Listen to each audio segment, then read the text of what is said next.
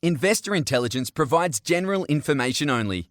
You should consider seeking independent advice to see how this information relates to your unique circumstances. Please refer to the terms and conditions available at investorintelligence.com.au for more.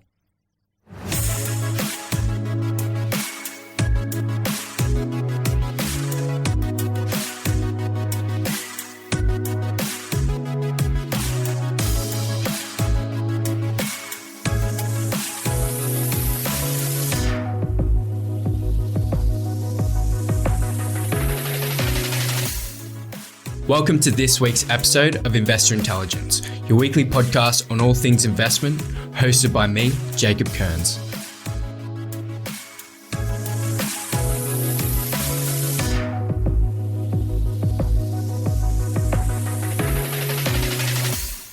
As we wrap up for 2023, one of the things we like to do is compile an episode of all of our highlighted moments throughout the year. This year was so hard to choose because we had so many great episodes with so many really great guests. But we've got 5 really good clips selected for you guys with some standout guests. So with that, I'll introduce the first guest for the first clip, Dr. NICOLA Powell. Dr. Powell is the Chief of Research and Economics at Domain, and it was really great to have her on the podcast. One of the biggest themes for investing throughout 2023 was interest rates, and a lot of the conversations that I'm having with investors at the moment is really it's fear with interest rates, and everyone's waiting for them to come down before they enter the market. And one of my biggest takeaways from the episode and from Dr. Powell's research is a concept that we've discussed on the podcast before, markets within markets, and that there's opportunity always within property because there's always going to be demand for property.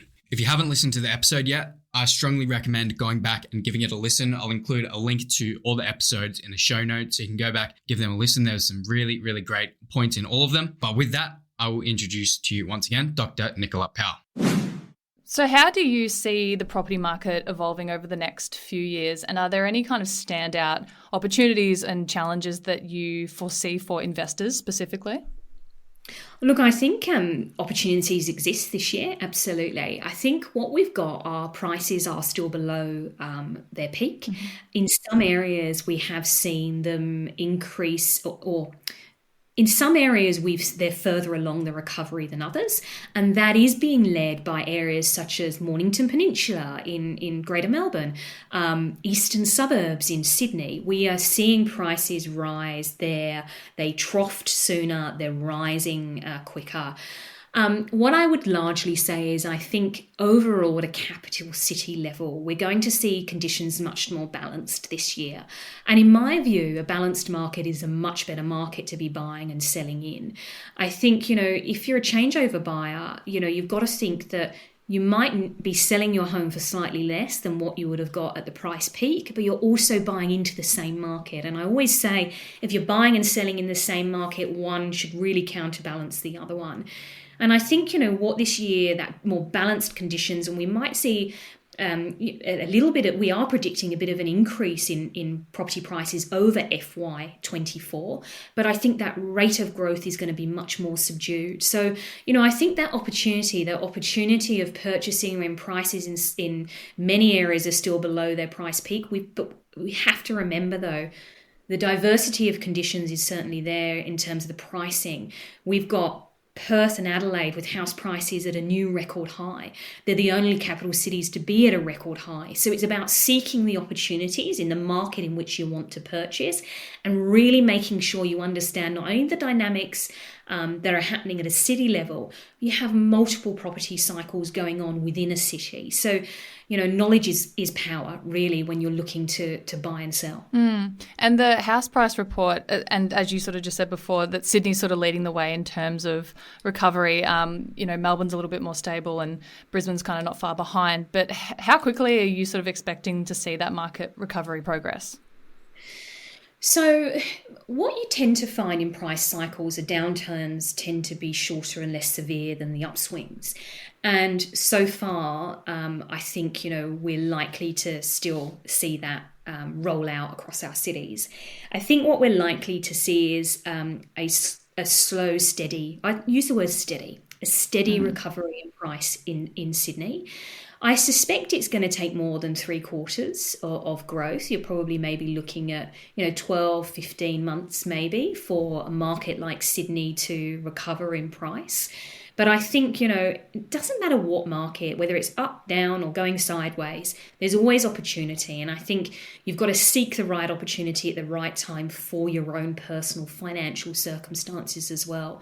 But as I said, you mentioned we've got diverse dynamics going on. Adelaide, Perth at record highs. We've now got Sydney starting to recover and recording a bit of growth. And we've got weaker conditions coming out of Canberra and Hobart. So this does showcase that you can't do this broad brush approach of all of the markets are reacting the same, because they're not. There are different dynamics. And I think particularly when you look at a market like Sydney, Sydney is still an extremely expensive market to purchase in. And I think, we've got interest rates at an 11-year high, dent in borrowing capacity, higher costs of holding debt. And I think there will be an element of affordability that will constrain an upswing, or, and I'm not saying by any stretch of the imagination that we are going into an upswing in Sydney. We're in that recovery. I think really to spark another upswing in price, we would need to see a catalyst. And that catalyst can take the form of, like we were talking earlier, a favourable government policy that brings first home buyers to the market or investors. Or it can be something like cuts in the cash rate, which are expected to occur late this year, maybe early next year. That will be the catalyst that sparks a greater upswing. And I think harness the steady, stable conditions that we're likely to see this year. Yeah, amazing. Our next clip is, again, a really good one that I think is a great follow-on from Dr. Powell's clip, and it's targeted towards people who can afford to invest. They want to invest, but they're too scared for whatever reason, and they keep putting it off. And while it has been uncertain times with the economy, with interest rates, with wars, again, a lot of the conversations that we have with investors are people putting it off and just waiting for the stars to align. The more you wait means the more time you're missing out of being in the market, and the less time you have to be able to grow your wealth. So here's Luke Harris, author and CEO of The Property Mentors, as well as senior property mentor, Pat DeRuiter. This episode is not for the faint-hearted. If you are feeling a little bit fragile, if you're feeling a little bit sensitive, we strongly recommend this episode's probably not for you. At the same time, it is all completely well-intended. Please just see it as tough love. But I have given the guys the green light to basically take the gloves off and have at it for this one. But if you are kind of waiting and procrastinating, maybe this is a bit of a kick up the arse that you might need. So, gentlemen, what is the topic? What has inspired today's topic? Well, I've been speaking with a lot of people at the moment, over the last year or so, and there just seems to be a lot of waiting, procrastinating, and it's not the right time. Mm-hmm. Meanwhile, there are plenty of people that we're working with who are building wealth, and there's a lot of people who either it's not the right time, they're too busy with work, interest rates, the market, they're waiting for all of these things to perfectly align, and the truth is it's not going to happen. Mm-hmm. It's not going to happen. Yeah. It's all bullshit. It's all bullshit excuses, and it's not going to happen. And Luke, I know this is something you've talked about over and over again. So what do you say to that? Well, I've talked about this for over 20 years now, of saying there's no perfect time to get into the market. There's no silver bullet that's going to help you build wealth without having to take any risk or get out of your comfort zone. So building wealth does take risk, and it means getting out of your comfort zone, doing things that you haven't done before. So when I look at people that are thinking about investing and sort of umming and ahhing, waiting for the perfect property or the perfect advisor or the perfect market conditions or whatever it is that they're waiting for, I generally say, what the f*** are you waiting for? Because the reality is that no one's going to do it for you. And the reason we started the Property Mentors in the first place is because of the fact that people need help to build wealth. Mm-hmm. It's not something you get taught in school, and it's not something that people naturally just go out there and learn on their own, because there's so much data and so much information out there. Where do you start? And this is why we've got a mentoring system in place, and a system that we've built deliberately to help people overcome the fears and concerns they've got about investing. So when we see people that are perfectly capable of going out there investing in the marketplace, they've got big goals, they've got big dreams, they want to do it, and they tell us they want to do it, yet there's a reason that's stopping them from actually going out there and doing it. It's usually fear. And that's the biggest thing that stops people from investing. But that also stops you from building wealth. So you've got to really put things into perspective at the moment. Yes, there's some uncertain economic times. The budget's just been released recently, and obviously we're looking to build long-term wealth. But if we look at the short-term stuff getting in the way, it's never going to happen.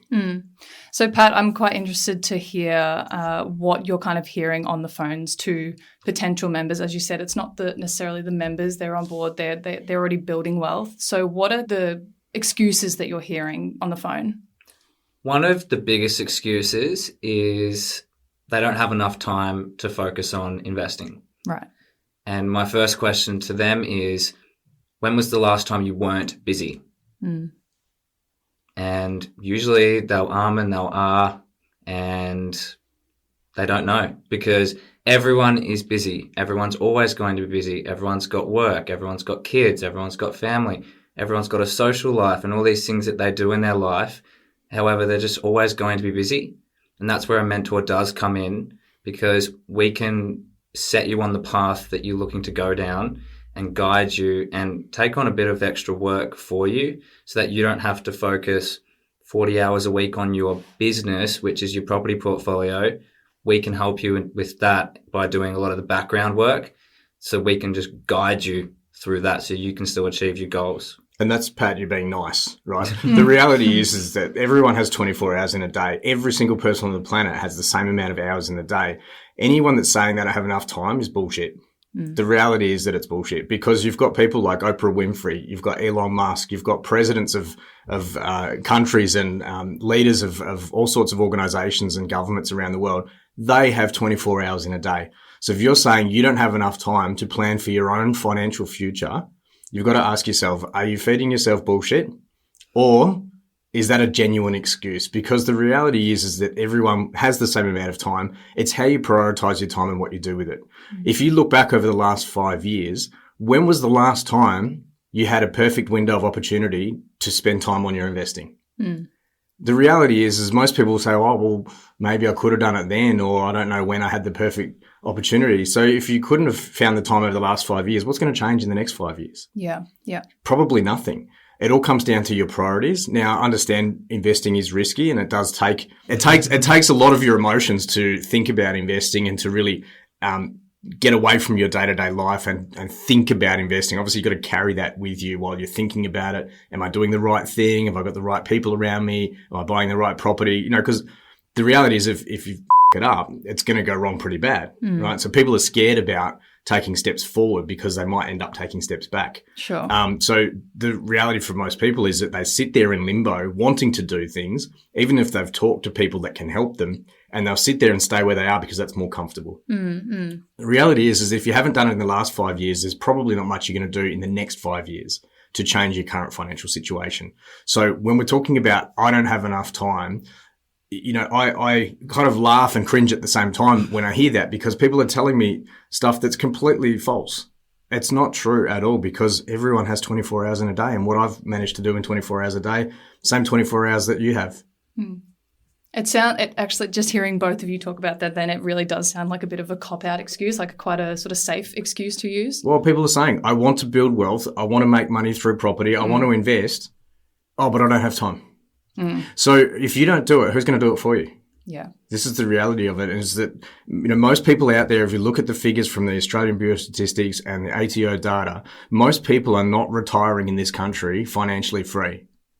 90% of people in this country don't have enough money at retirement.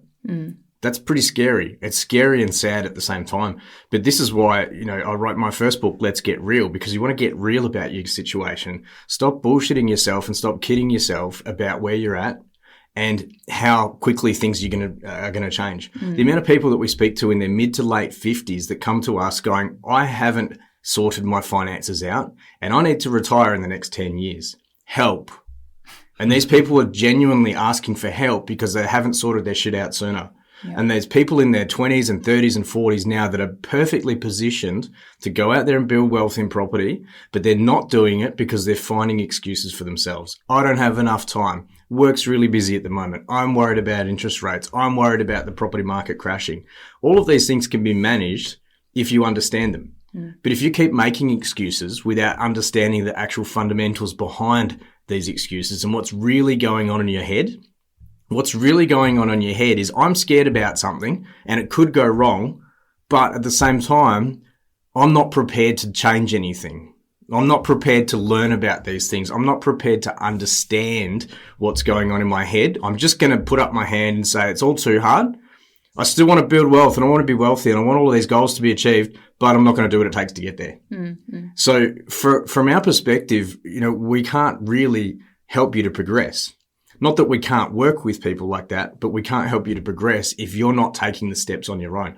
We can help you and guide you along the way, but we can't, you can lead a horse to water, but we can't make it drink, basically. And so we lead people to water every day and we hear excuses. Oh, but I can't drink, my neck's sore, whatever excuses you're getting, right? But we've heard everything, right? The reality is the most successful investors are the ones that can, first of all, accept that they need to change something.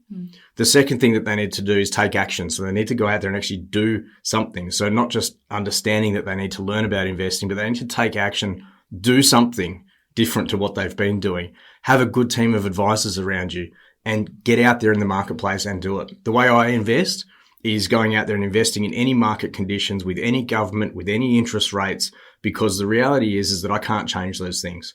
These are big picture macroeconomic fundamentals that are always going to be there. So I can't control them, so I need to keep investing anyway because no one's doing it for me. My accountant is not building wealth for me. My mortgage broker is not building wealth for me. Unless I make decisions for myself and I go out there and take action myself, no one's going to do it for me. Yeah. So I've got some of the best advisors around me, but they will not physically sign a contract on a property for me. They will not go and apply for a loan for me without my signature on those documents. So until you make a decision that your financial future is more important than your bullshit excuses, nothing's going to change. Our next clip is from a conversation that I really enjoyed. It's with a founder and educator within the crypto space, and it's a really sensible approach to investing in crypto and other digital assets that are enabled by the blockchain. If you're interested in this technology but haven't listened to the episode, again, I highly suggest going back and listening to that one. The interesting thing is after we recorded this episode on November 9th, Bitcoin went on to rally almost 22% in 1 month, which is insane. In the episode, we do discuss some of the developments that have been occurring, not just within the crypto industry, but the wider global economy that have contributed towards these gains. So again, if you're interested, go listen to the episode, but this is Zenica's approach to investing in crypto. Do you have any strong opinions on where you see the market moving in the near future, medium-term future and long-term? Long-term, I'm, if you haven't been able to tell, extremely passionate, bullish, and I really do believe in crypto long-term. I think it's the genie's out of the bottle. It is never going back, where the adoption is going to increase as time goes on. It's one of those things as well that even the harshest skeptics and critics, I think, when you really talk with them and discuss with them, like, yes, they are right, and to be skeptical about a lot and critical about a lot. And there's a lack of product market fit and solving real problems and a lot of scams and all this kind of stuff. Even they will admit that there is value in a decentralized public blockchain for various reasons. And so, the future is, in my opinion, very bright. I think in terms of short, medium, long-term market sentiment and price action, we're recording this November 9th, 2023, and we're at this point in the market where things are seeming good in that we've been going through a kind of bear market for like a couple of years.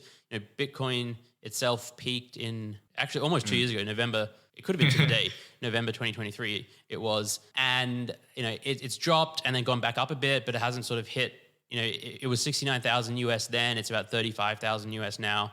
But we're at this kind of inflection point where I personally, I absolutely not financial advice and be very responsible with your risk management, but I personally am feeling quite bullish in the short to medium term. I think there are a lot of things going for crypto and Bitcoin for two main reasons. One is if we look back over the last 12 to 24 months, there's been a ton of quote unquote black swan events. FTX, a massive exchange with a lot of user funds went down, big global financial fraud. The founder SBF just got convicted and all that kind of stuff.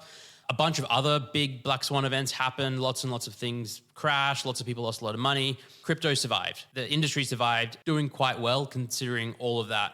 A lot of people have been building applications and real world use cases. A lot of big companies are coming on board. You have Starbucks, you have basically pick any big company now, they're experimenting and engaging with the blockchain technology. So that's all good, I think, bullish sentiment to me. And then looking forward, we have things like in the US, the Bitcoin ETF is extremely likely to get approved in the next couple of months, which will bring in, you would imagine, quite a lot of capital from people that might otherwise not have had exposure to the space, but want exposure to it. One of the difficulties in the past has been it's not as straightforward to just buy some crypto or Bitcoin. It's gotten easier over the years with like Robinhood and Coinbase and apps that make it a lot easier for users to buy.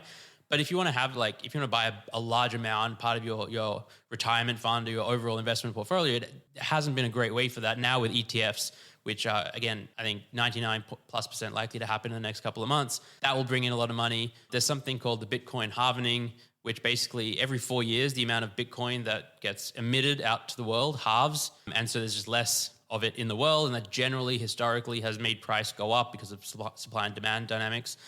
Yeah, there's a bunch of reasons that I personally feel pretty good about where the market is headed. But the thing with crypto is you never know when something's going to happen and everything crashes 50, 60, 70%. It is highly volatile, highly risky, highly unpredictable.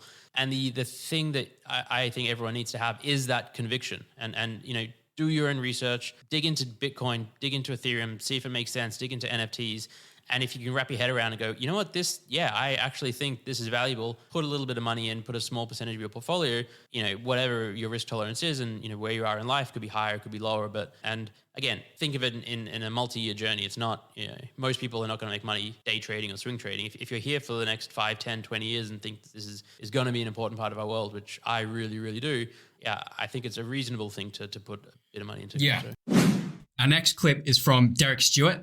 Derek is the business development manager at Flat Planet. He's a great guy and he's very smart, knowledgeable, and he interviews some really high caliber people with his own podcast, The Future of Australia. He interviews the founders from some of the fastest growing companies in Australia as written about by the Australian Financial Review. So it was a really interesting conversation, and this is a section about why businesses fail to grow once they hit a certain plateau. Here's Derek. I want to get into your podcast first because you do interview quite an impressive range of people. Tell us a bit about that. Yeah, so I've been a massive podcast listener for probably over a decade, since before podcasts were super mainstream. And Flat Planet, we're actually on the Fin Review Fast Starters. And I thought, this is great. And a lot of our clients were, this was sort of 2015, 2016. But all the business podcasts I found at the time were very American, which is great, and you learn from all over the world. But I thought there's no one interviewing these fascinating Australian fast growth entrepreneurial scale ups. They get one day a year in the Fin Review, because again, the Fin Review is more focused on the big end of town. And I thought, well, again, I've met them, we're one of them, they've got great stories. I thought, well, why don't I start it? So late 2017, I started the podcast, about 75 episodes in. So that's 75 of the fastest growing new businesses in Australia, directly interviewing the owners, CEOs and founders about their journey. So it's the Australian Financial Review that picked the 100 fast starters, and that's every year, isn't it? Yes, each financial year. So now they're taking entries for the FY 2023. So based on top line revenue growth, there's one category, the ones I focus on, are businesses that have been around less than 5 years. Then there's a Fast 100 for businesses that have been around more than 5 years. Yeah. And they're the fastest growing businesses in Australia. And it's across various industries. Yeah, I've seen all sorts. I've seen craft, gluten-free beer manufacturers, staffing and recruitment companies. Again, a lot of property, as Australia, a big part of the economy is property. So a lot of property businesses, marketing and media agencies, law firms, e-commerce, direct-to-consumer. So a whole range of fascinating businesses, travel businesses that have grown and done really well. Who are some standouts that you've had on? Yeah, so there's one that really sticks in my mind because it changed my thinking. So a common story that came up in the early episodes were these entrepreneurs that would have an idea, they'd start a business, they'd get a couple of staff, then things would really take off and they'd go from 5 staff to maybe 50 staff really quickly. And then everything would kind of crash and collapse in a sense. Not that business was bad, but their team dynamics would completely implode. And I would hear the story and would talk about it, and I kept hearing it. I thought, okay, that's interesting. There's something there. And then David Bowser, who's the founder of an education consultancy called Curio, he sort of clarified, which is why I remember that episode. He said there's a big difference between a broad generalist and a deep specialist. Yeah, okay. And he said, when a company's 5 people, everyone kind of has to be a broad generalist. You might be doing sales meetings and you're fixing the website and you're sending invoices, right? Because there's only 5 of you, so you don't have departments and all that. But when you grow, and he went from, again, 5 staff to probably 75 staff in a year or two, very quickly you go from needing broad generalists who can wear 5 hats and do 5 different roles to deep specialists, someone who just does invoicing, someone who just does sales, someone who just runs a website. And he said, you'd think that's a good thing because you tell someone, hey, you don't have to worry about all these things. But he said, actually, counterintuitively, people who are attracted to a 5-person business are often broad generalists, or they like being a broad generalist. So when you think you're rewarding them, saying, hey, you're now responsible for everything, finance, you don't have to worry about all these other non-finance things, often they actually dislike that because you're taking away the variety that they like. Yeah. Or if you put a deep specialist in, often things in a small team don't work because they say, well, that's not on my job description. Yeah. May have come from big corporate, very, very specialist roles. And when a business grows slowly, people can adapt. But when a business grows very quickly, that speed of change meant that a lot of broad generalists often would leave and join other early stage companies where they felt it suited them best. Or, so that clarification, again, I've kept that with me, and the theme repeats because a lot of entrepreneurs struggle with this. But even friends applying for jobs, I always encourage them to ask themselves, are you a broad generalist or a deep specialist? And then what size business do you fit in best? Because that caused a lot of friction, I think, when people haven't thought. I think the industry, they think the company's exciting. They don't think, are they a broad generalist or a deep specialist? So that one has stuck out because it's impacted my thinking throughout sort of business and friends and career. Yeah. Can you tell whether someone is a broad generalist or a specialist based on talking to them? Are there questions you can ask? Yeah, I think, you get a sense for if someone's willing, they like to go deep on one thing and really be an expert on that. Whereas other people, myself included, sometimes say, I have a short attention span, or I like variety, or, some people complain that every day is different and it's chaotic, and other people say, I love that every day is different. So it's sort of, I think people have a natural inclination towards variety, going really deep, like some people do, 10 years of study and get a PhD. Yeah. Other people change roles, change careers a lot. Again, I've been in fitness, I've been in accounting, I've been in marketing, I've been in sales. Other people, that would stress them out, but I like that variety. Yeah. So I think, you get a sense once you've met enough people, or if they've complained about all the corporate bureaucracy versus other people might complain about small business and, being asked to do a lot of different things that's not traditionally in the scope of a larger business role. So the next one we have for you is very timely, I believe, with everyone setting New Year's resolutions for the new year. It's a really smart and practical way to set goals. I know I'm guilty of setting overly ambitious goals when I feel really motivated, and then when I don't feel motivated, struggling to get anything done. So this is a great approach to set realistic and achievable goals, making sure you're still getting stuff done, even if you don't feel like it. So here's the founder of Hustle Heart Fitness, Taryn Lachlan. Going back to mental clarity, being more productive, or being a happier person in general, what final tips or advice or anything else you'd like to add to what we've discussed so far? Yep. So I would say if you actually want to be as productive and efficient as possible is definitely planning out your day or week, or if you don't want to do that and be that planned out, at least putting 1 to 3 non-negotiable goals for the week for each day. What I mean by non-negotiable is you have to do that by the end of the day. So you have to get those 1 to 3 goals done. So at least you're getting a few tasks done. Personally, I like to have the 3 main tasks that I have to get done that are non-negotiables. I usually smash them out in the morning, or if I have clients, straight after. You want to get done earlier in the day, do something that's hard, and then you can ease off into the rest of the day. I'd say rest as well. You want to use those tips I just mentioned above, or mentioned just before, the meditation, journaling, etc., to give you extra energy throughout the day, because you're going to go through waves where you're feeling very energetic, then you're going to crash a little bit, then you're going to get more energetic. So you want to use those to basically gain more energy to be more productive and efficient and have better mental clarity. Another thing is with motivation, especially with my clients, I realize, and people I just know, that they'll set unrealistic goals when they're motivated. Being motivated is just a feeling. It's never going to last. You're going to go through waves where you feel very motivated, want to smash out all goals. Then you're going to go through little dips where you actually don't want to do anything. I'd say setting goals when you're unmotivated basically makes it more realistic and more achievable. So I would say if you want to plan out for your goals and what you need to get done for the day and week, planning it all out and breaking it down to small baby steps is definitely the best way, because if it's just one big goal, you're going to be too overwhelmed, or a few of them, which will just help you, or basically make you just not do it. Won't even bother try, or if you try, it's too hard and you just give up. So I definitely think breaking it down into baby steps and just chasing small wins.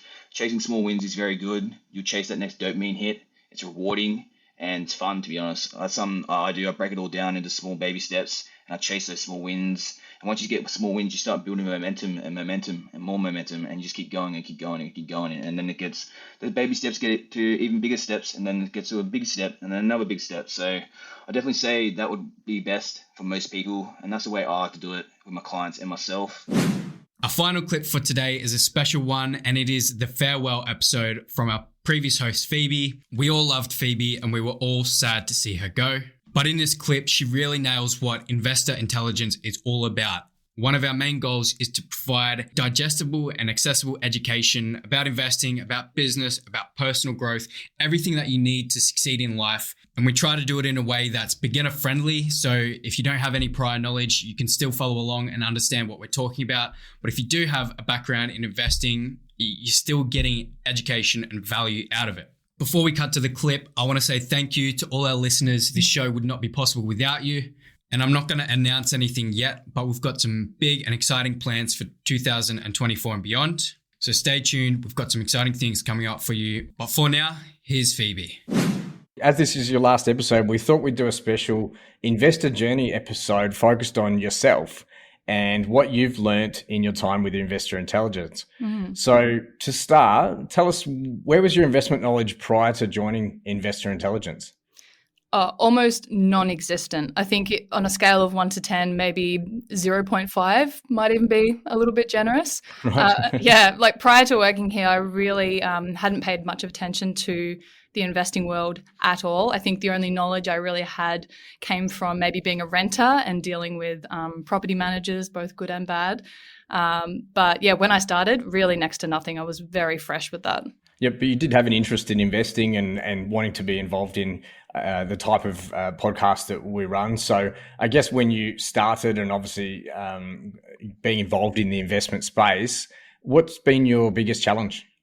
So I think my biggest challenge would be, coming from a background that was strictly podcasting and not investing. The biggest challenge would have been being able to turn, the information that we wanted to put out into digestible content for others. So, at times I felt really overwhelmed that maybe me not being an expert in the field would almost hinder the quality of the episodes. And so I would do my research, I would look at other podcasts, and through that, I kind of felt that, and, this is no offense to other investing podcasts, but I felt a little excluded listening to them. I felt like there were experts talking to experts. And so through that, it sort of made more and more sense for the hosts to be learning along the way, which is kind of how we started to structure our episodes because, as someone who came in with no knowledge, if I was sort of learning along the way, chances are our listeners were too. So I think that would have been the biggest challenge, just feeling like I was asking the right questions and that they were actually educating people along the way, which is, of course, our aim with investor intelligence. Absolutely. And look, when you went through the process of structuring the questions and finding the experts, I guess, to put on to investor intelligence, I think that's helped all of our listeners and, of course, yourself to grow on that journey. And I think the big thing with investing is that it is a journey and nobody knows everything, myself included in that. And, there's always another level with investing. So even if you're just starting out listening to our very first episode or listening to episode 10 or episode 50 or episode, 75, there's another level that you can always learn. So you'll never know it all. So regardless of whether you're hosting a podcast or whether you're a guest listening to the podcast, there's always going to be another level. So you'll never know it all, always more to learn. So that's fantastic that you've learned a lot on this journey. And I'm sure plenty more to learn on your journey to go. Plenty more to learn. And exciting as well. So how's your investment knowledge and even your podcast knowledge going now on how to structure a podcast and, your investment knowledge in general from where you started? Wildly different. I think if I start with investing, I couldn't probably put a number on it because, as you've just said, it's constantly changing. I'm still learning something new every day. I'm not going to sit here and say I'm an expert by any means, but if 2021 me was told that in 2 years, I would know how tax depreciation works or what the difference is between a buyer's advocate and a property mentor or what refinancing your property means and, how things like interest rates and inflation affect so many things, the list is endless. But I truly wouldn't have believed that if you'd told me 2 years ago. And what I've also kind of loved learning about is, everything I've just listed then was probably more investing knowledge, but Also learning about the investor side of things. So, the mindset that one needs to be a successful investor, why it's so important to have really clear goals from the get-go. Even things like, how do you communicate best with people, which from the outset might seem kind of irrelevant, but can be so relevant to, how your portfolio is successful or not.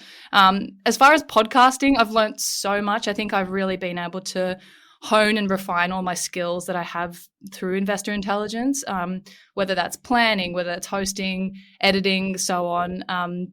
But most importantly, I think I hope I've learned how to make investing content understandable, palatable and engaging for our listeners. And these are all just incredibly valuable skills that I'll definitely be taking with me to the next role.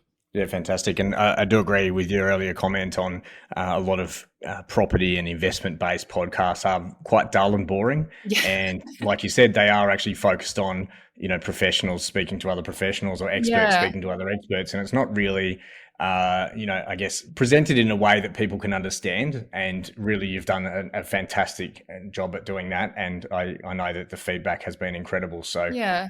And that's not to, offend any of the other podcasts, of course. Sometimes when you are an expert, you sort of forget how much you know.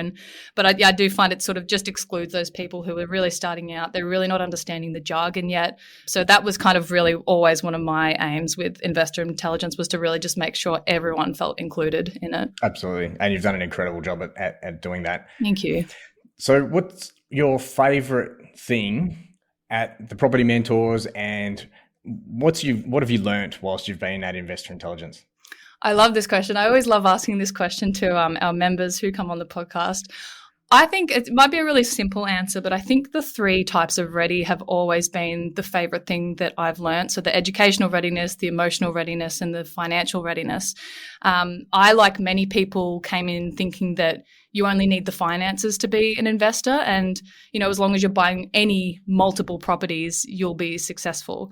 So obviously that's not the case. And, even who would have thought emotions come into investing? Oh, absolutely. But what I think I love about the 3 types of readiness is that they really are just at the core of all of this. And not only will you always kind of be working on them, there's something that you can sort of keep going back to no matter, where you're feeling you're at. So, whether it's to just even boost your confidence, reassure yourself. And if you have a mentor, knowing that you're not having to navigate them by yourself. So I think because they're at the core of everything, that's really been my favorite thing I've learned. Yeah, fantastic. And these understanding your thought process with these things, it's something that you can implement in other areas of your life with your health and fitness, your career and your work life, as well as your investing career as well. So it's 100%. The good thing about learning and education and why we focus so heavily on that is that you can't unlearn this stuff. Mm-hmm. Yeah. So it's a really powerful thing. So yeah, thanks for sharing that.